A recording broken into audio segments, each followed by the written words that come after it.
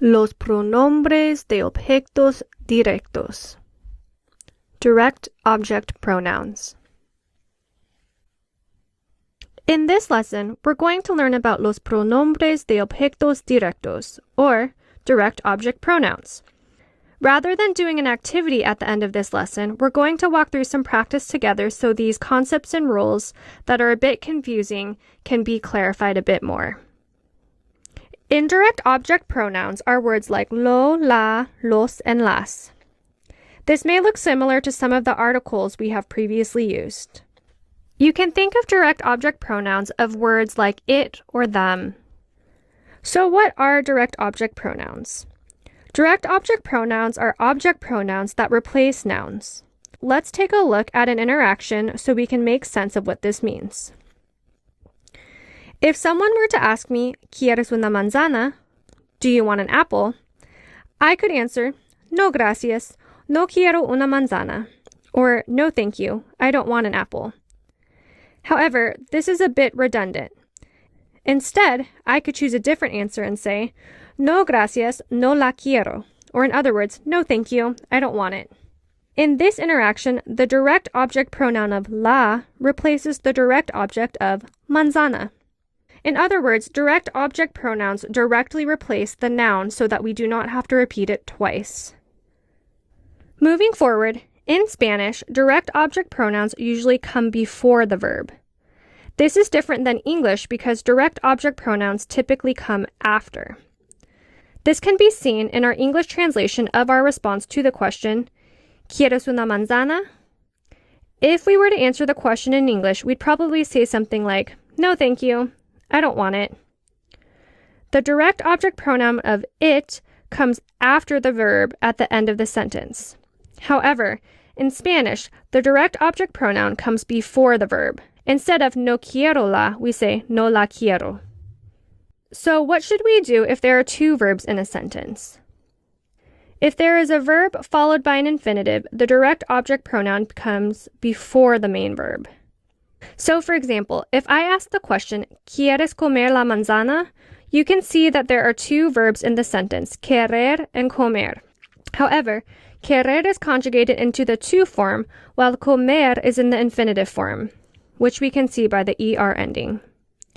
So when we respond, we could say, no la quiero comer. The la, the direct object pronoun, comes before the first conjugated verb. Lastly, you probably have already noticed, and it may not come as a surprise to you, that direct object pronouns agree with the direct object in gender and plurality and singularity. So in our example, la agrees with manzana because they are both feminine and singular. However, if the direct object was manzanas, I would need to look at our table and find a feminine and plural version of the direct object pronoun of las. Really quickly, let's review all of our rules for the direct object pronouns that we have gone over thus far. So, direct object pronouns replace direct objects. Direct object pronouns usually come before the verb. When there is a verb followed by an infinitive, the direct object pronoun comes before the main verb. Direct object pronouns must agree with the direct object in gender and plurality and singularity. Make sense so far? This may be a bit confusing, so let's run through a few practice examples together. So, if I had the question, ¿Quieres tener un perro? And I wanted to answer no, how would I go about doing so? First, I must replace the direct object with the direct object pronoun. So in other words, I must first identify the direct object. If we look at our question, we can see that perro is the direct object since it is the only noun in the sentence. Direct objects are the recipients of the actions of the verb. Because the dog is the recipient of wanting and having, it is the direct object. Next, to replace the direct object with the direct object pronoun, we must make sure that the direct object pronoun agrees with the gender and number of the perro, or the dog. If we look at the word perro, we can see that it is masculine because it ends in an O, and it is singular because it does not end in an S. So if we look at our chart, we can see that the direct object pronoun that would go with this is lo. Now we know that direct object pronouns come before the verb, However, because we have two verbs, we need to remember our second rule that the direct object pronoun will come before the conjugated verb. So once we conjugate querer and leave tener as an infinitive, so it mirrors the question form, we would be able to answer the question, ¿Quieres tener un perro? I would respond, No lo quiero tener. Notice that querer is conjugated and tener is left infinitive, and notice that the direct object pronoun of lo comes before both verbs. Make sense?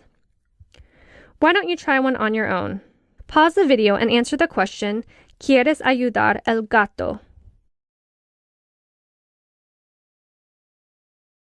Good work! So hopefully you came up with the answer, Sí, lo quiero ayudar. If we look at this answer, the lo, the direct object pronoun, matches the gato in gender and singularity.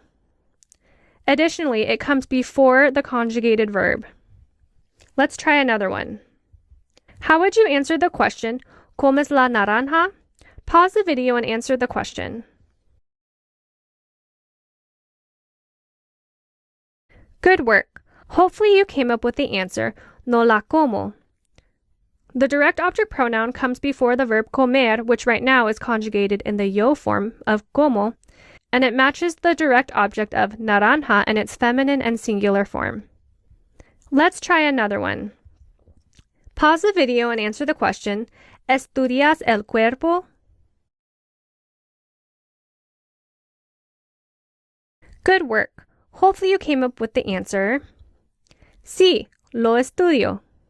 So once again, notice that lo, the direct object pronoun, matches el cuerpo, the direct object, in its masculine and singular form and comes before the verb estudiar, which right now is conjugated in the yo form of estudio.